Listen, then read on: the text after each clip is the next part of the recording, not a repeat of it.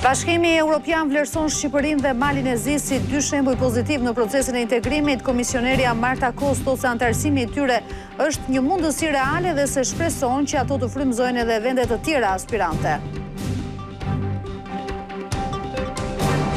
Sali Berisha thotë se zgjedhja e kryetarit të partisë nga anëtarësia përbën formën më demokratike të një gare politike. Ai akuzon Ervin Salianjën se ka shitur veten tek Edi Rama dhe tek grupet kriminale kur ishte në burg.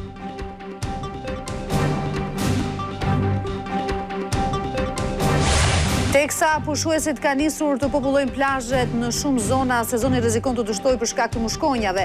Ekspertët vlerësojnë se ato përbën një kërcënim për shëndetin e pushuesve, ndërsa mungesën e dezinsektimit e konsiderojnë pa aftësi të institucioneve. Paksimi i numrit të popullsisë po shfaqet gjithnjë e më qartë si një sfidë ekonomike edhe për Shqipërinë. Mungesa e fuqisë punëtore dhe plakja e shoqërisë po ndikojnë jo vetëm tek bizneset, por edhe tek financat publike dhe ritmi i rritjes ekonomike. Trump ka vendosur të bëjë realitet hakmarrje ndaj deklarantave të kancelarit Merz. Pentagoni urdhëron tërheqjen e 5.000 trupave të para ushtaranke nga bazat në Gjermani pas polemikave mes Berlinit dhe Washingtonit për Iranin.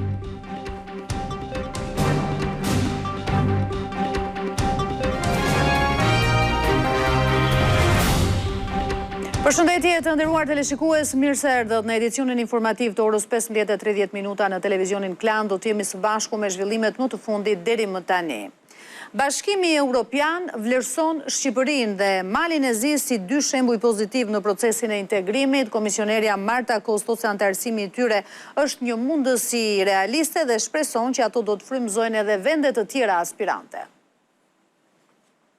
Dear Marta Kos, nga Universiteti i Freiburgut, komisionerja për zgjerimin Marta Kos e projektoi Shqipërinë si shtetin e dytë kandidat pas Malit të Zi, i cili do të anëtarësohet në Bashkimin Evropian.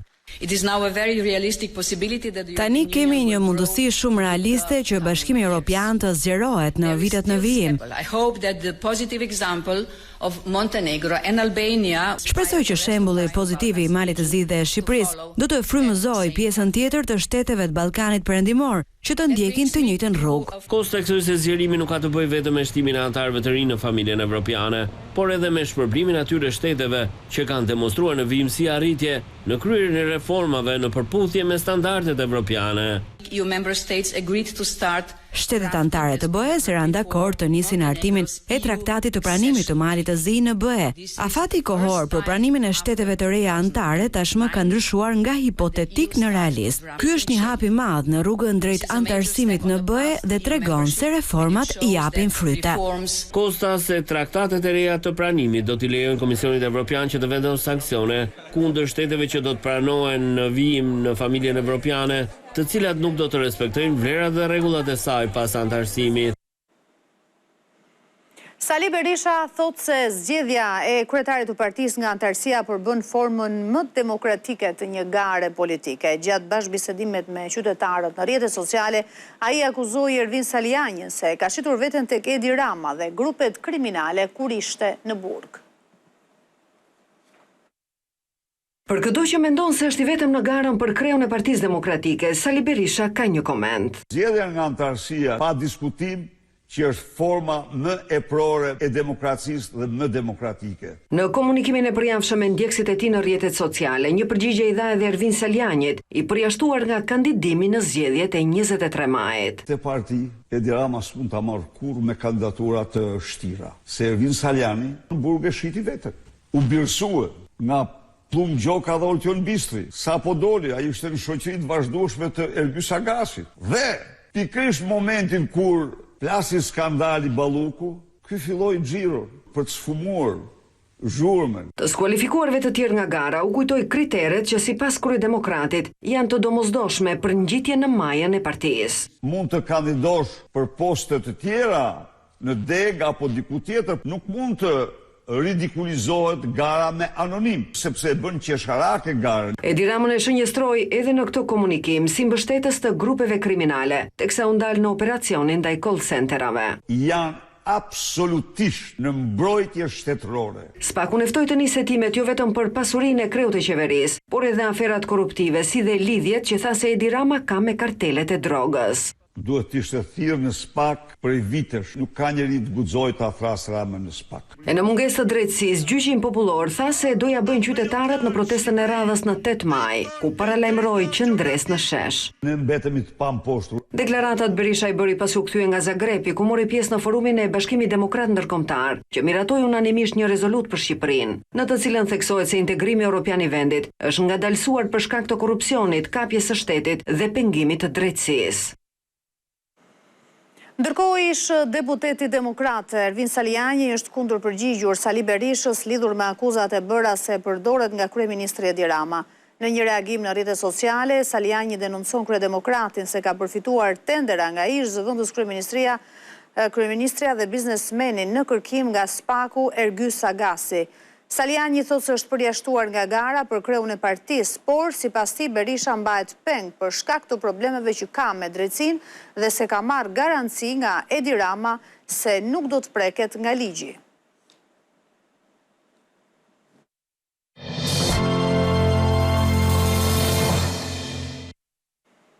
Bordi i transparencës në mbledhjen e sotme ka vendosur që të ulë çmimet e karburanteve në vendin tonë. Sipas këtij vendimi, nafta do të shitet me 206 lek për litër, duke e ulur me 2 lek krahasuar me 2 ditë më parë. Ndërsa me 1 lek është ulur edhe çmimi i benzinës, e cila në pikat e karburanteve do të tregtohet me 184 lek. Çmimet e reja hyn në fuqi në orën 16 të ditës së sotme dhe do të jenë në fuqi deri në mbledhjen e ardhshme të bordit.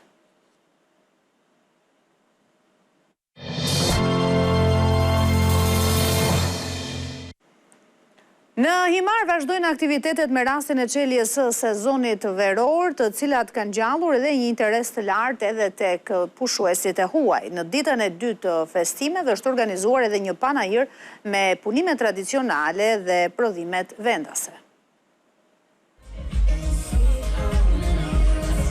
Atmosferë festive dhe plot ngjyra në qytetin e Himarës.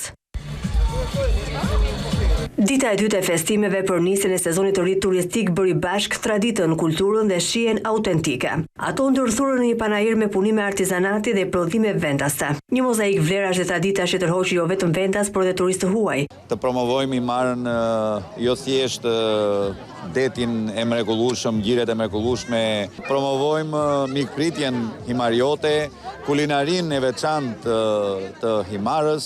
Vizitorët patën mundësi të shikonin punime të ndryshme si dhe të provonin vajin e ullirit apo verën e zonës.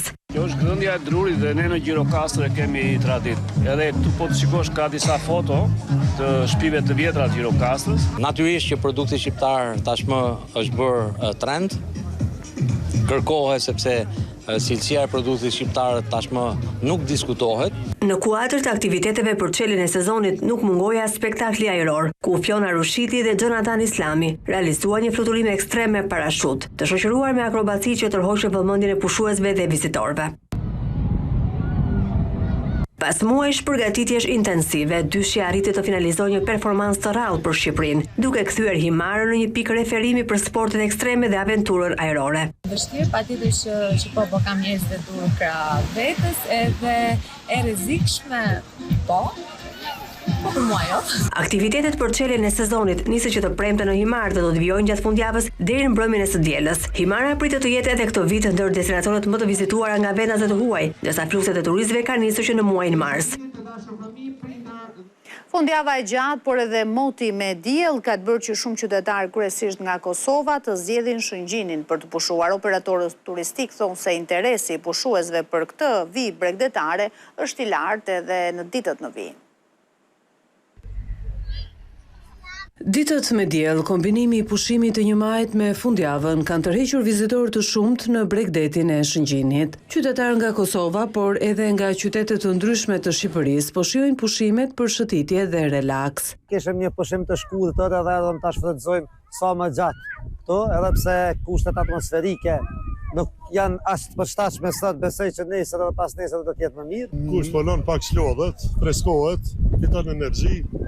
tonë starton. Strukturat e akomoduese në zonë kanë qenë të përgatitura për këtë fluks pasi rezervimet ishin kryer që më herët, ndërsa interesi për të kaluar pushimet në Shëngjin mbetet i lartë edhe për ditët në vijim. Shëngjini po konfirmohet gjithnjë më shumë si një destinacion që frekuentohet jo vetëm gjatë sezonit veror, por sa herë kushtet atmosferike janë të favorshme, duke ofruar qetësi dhe një eksperiencë të këndshme për vizitorët.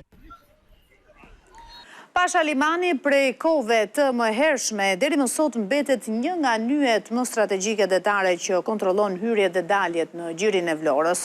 Një eksplorim të plot për këtë port që mbart shumë histori vjen në emisionin 0 milje që transmetohet ditën e diel në televizionin Klan.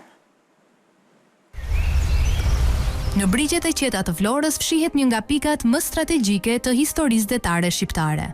Pasha Limani, porti më i fuqishëm pas Bosforit gjatë pushtimit Osman. Por si e mori ky gjik këtë emër? Nga vjen kjo trashëgimi që lidhet me detin dhe fuqinë? Emrin Pasha Liman e ka marrë nga emri i një pashaji të periudhës osmane dhe i tillaj emër ka mbritur deri në ditët e sotme. Vlora ishte qyteti i parë bregdetar që osmanët morën që në 1417, shumë herët. Dhe ngulën aty për të mos u tërhequr më, sepse ambicia e tyre ishte për pushtime të mëtejshme. Madje, fal portit të Pashalimanit u transformuar në një port kantier ndërtimi anijesh, ku u ndërtua flot që do të përdorej për kalimin në Itali. Nuk ishte port tjetër osman aq të madh dhe aq të rëndësishëm. Nga një liman i perandorive në një bazë kyçe ushtarake. Sot, Pasha Limani është pjesë e strukturës së NATO-s, duke luajtur një rol të rëndësishëm në sigurinë detare të rajonit. Modernizimi i bazës dhe prania ndërkombëtare e kanë kthyer atë në një nyje strategjike për operacionet në Adriatik. Vetë pozicioni geografik që ka sot baza detare Pasha Limanit, pra mbrojtja që siguron nga ishulli i Karaburunit, po dhe thellësitë të krijojnë mundësi për ankorimin e anijeve, po edhe për riparimin dhe mirëmbajtjen e tyre. Aktualisht kemi një bashkëpunim shumë të shkëlqyer me NATO, zakonisht me vendet në rajon, le të themi kemi më të theksuar sepse jemi që nga viti 2006 jemi pjesë e nismës Adrion. Pasha Limani është një emër që mbart histori, një gjë që ruan ende sekretet e së shkuarës dhe peshën e së tashmes. Një eksplorim i plot dhe ekskluziv i Pasha Limanit vjen në emisionin 0 milje, që transmetohet këtë të diel në orën 11:11 në Klan.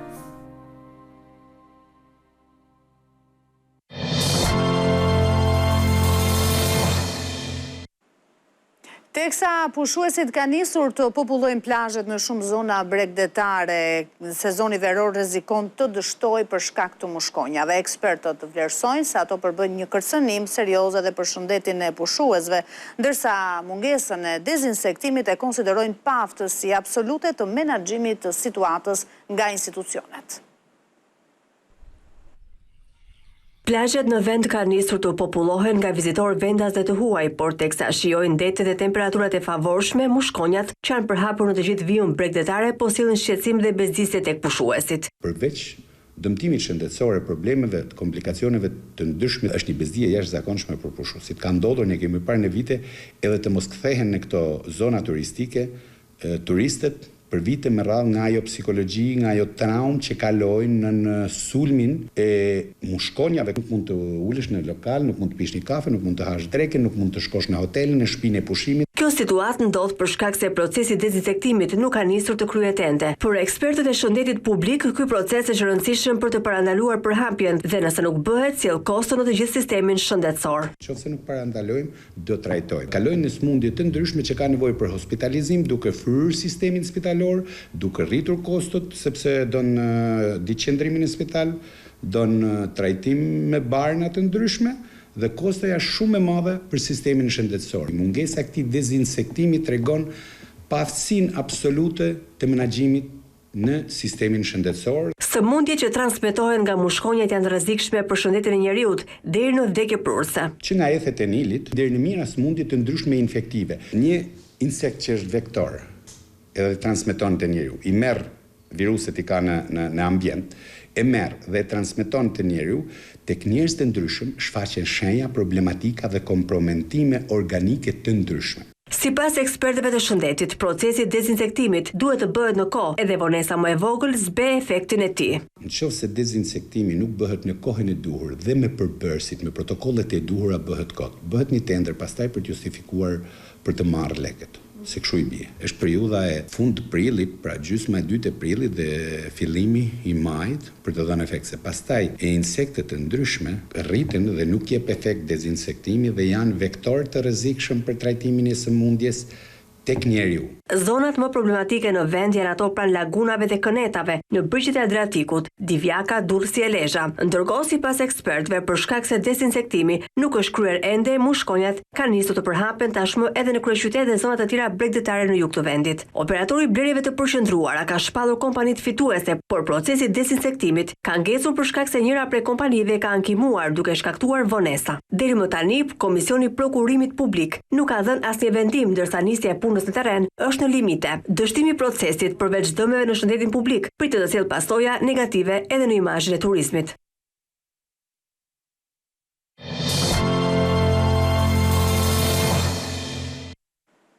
Dhjetë muaj jetime të prokurorisë dhe policisë e Elbasanit quan në goditje në një rrjeti të shpërndarjes së drogës në këtë qark, u shoqërua me 26 persona dhe u sekuestruan 8 kg kanabis dhe 100 gram kokain. Me kërkesë të prokurorisë të premten u lëshuan 16 masa sigurimi, arrest në burg, teksa 8 antarë të këtij rrjeti ishin identifikuar më herët. Përgjatë kontrolleve të shumta të kryera mëngjesin e kësaj të shtune, po ashtu u shoqëruan edhe persona të tjerë të kapur në flagrancë. Përmes agjentëve të infiltruar që blinin lëndë narkotike nga shpërndarësit në qytetin e Elbasanit, librazhdet dhe prenjasit hetuesit arritën të identifikonin antarët e këtij rrjeti.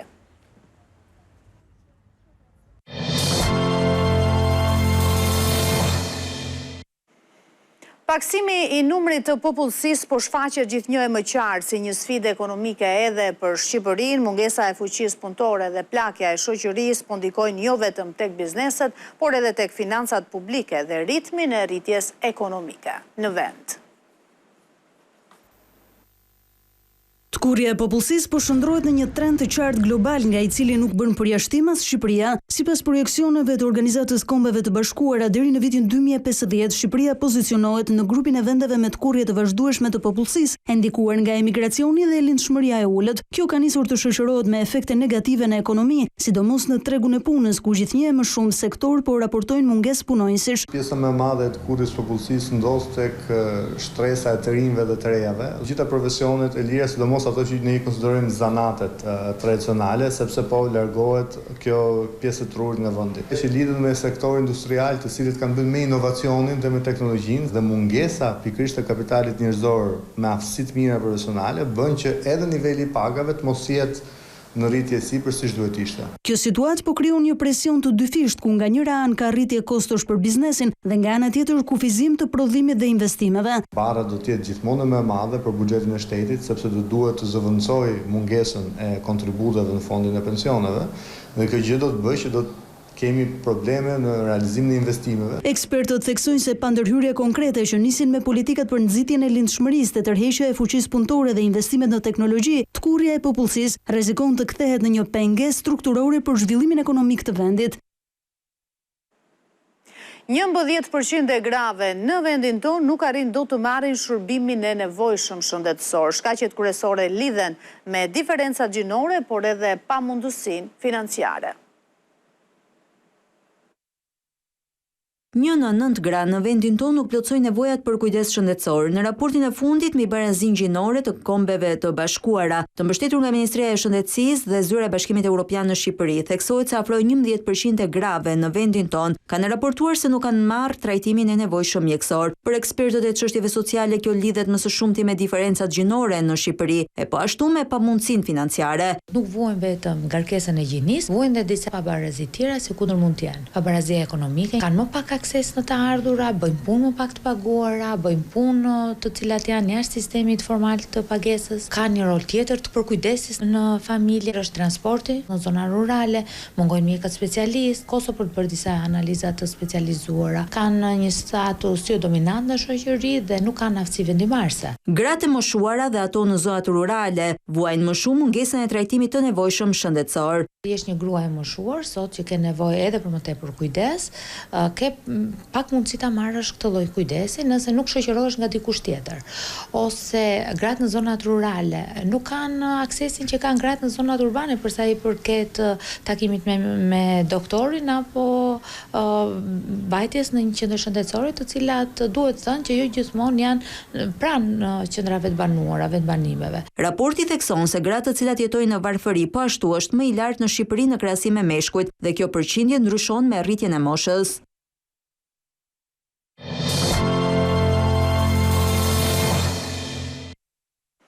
Ecim më tej me zhvillimet nga bota. Donald Trump ka vendosur që të bëjë realitet hakmarrjen ndaj deklaratave të kancelarit gjerman. Pentagoni ka urdhëruar tërheqjen e 5.000 trupave të para ushtarake nga bazat në Gjermani pas polemikave mes Berlinit dhe Washingtonit për Iranin.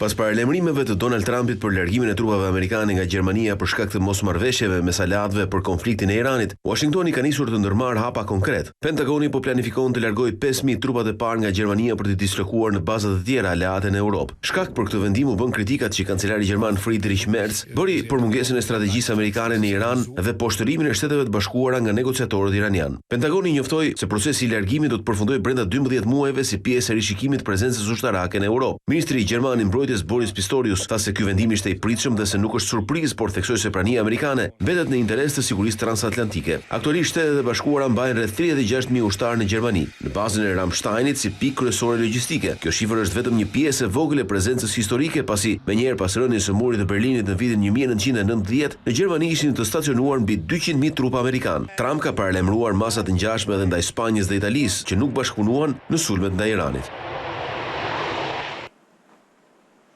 Irani kërkon heqjen e sanksioneve në këmbim të shtrimit për diskutim me Shtetet e Bashkuara për kufizimin e programit bërthamor. Teherani dërgoi dje një paketë të re propozimesh për paqen Shteteve të Bashkuara, për të cilat Trump është shprehur i pakënaqur. Zbulohen detaje nga propozimi i ri që Irani dorëzoi të premte Shteteve të Bashkuara për rigjallërimin e negociatave të paqes. Teherani zyrtar ka bërë një lëshim domethënës, duke hequr dorë nga kushti për fundin e menjëhershëm të bllokadës detare përmes nisjes së bisedimeve. Sipas propozimit, Irani pranon të diskutojë kufizimet e programit bërthamor në këmbim të heqjes së sanksioneve, duke kërkuar garanci se sulmet amerikane nuk do të rinisin. Megjithatë, presidenti Donald Trump u shfaqi i pakënaqur me këtë ofertë. Duan të bënë një marrëveshje, por nuk jam i kënaqur me të. Irani kërkon marrëveshje sepse nuk u kanë mbetur me ushtar. Kanë bërë përparime, por nuk jam i sigurt nëse do të arrihet aty ku duhet. Në të njëjtën kohë, Trumpi ka dërguar një letër Kongresit ku deklaron se armiqësitë me Iranin kanë përfunduar zyrtarisht me armëpushimin aktual. Përmes kësaj lëvizje, kreu i Shtëpisë së Bardhë kërkon të shmangë afatin e ligjit të kompetencave të luftës, duke argumentuar se nuk ka më nevojë për miratimin e ligjvënësve, pasi sulmet sipas tij kanë përfunduar.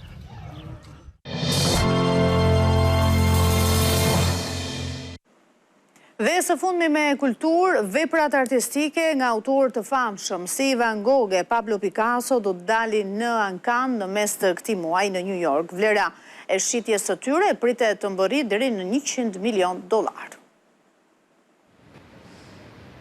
New Yorku hap sezonin e ankandeve të pranverës më 14 maj me vepra që pritet kapin shifra marramense. Kryevepra e këtij sezoni është piktura e vitit 1957 e Mark Rothkos, me një vlerësim që shkon nga $70 deri në $100 milion. Specialistët e quajnë këtë punim si veprën më të mirë të artistit që ka dalë në shitje në dekadat e fundit. Lista e çmimeve të larta vjon me Jean-Michel Basquiat. Vepra e tij e vitit 1983, Museum Security, pritet të shitet për më shumë se $45 milion. Ky punim i përket periudhës kur artisti po fitonte njohje ndërkombëtare në botën e muzeve. Më 19 maj nis ankandi për Pablo Picasson. Portreti i tij i vitit 1909, Arlequin Bust, vlerësohet mbi $40 milion. Një tjetër xhavair i rrallë është një akuarel i Vincent van Gogh i pikturuar në Arles në vitin 1888. Sipas ekspertëve të Sotheby's, tregu i artit po njeh një kërkesë mjaft të fortë në 8 muajt e fundit. Shitjet në New York do të jenë matësi kryesor për fuqinë e blerësve të artit modern dhe bashkëkohor. E me këtë lajm kemi mbritur në fund të këtij edicioni informativ. Unë ju falenderoj për vëmendjen. Bashkë miru takofshim.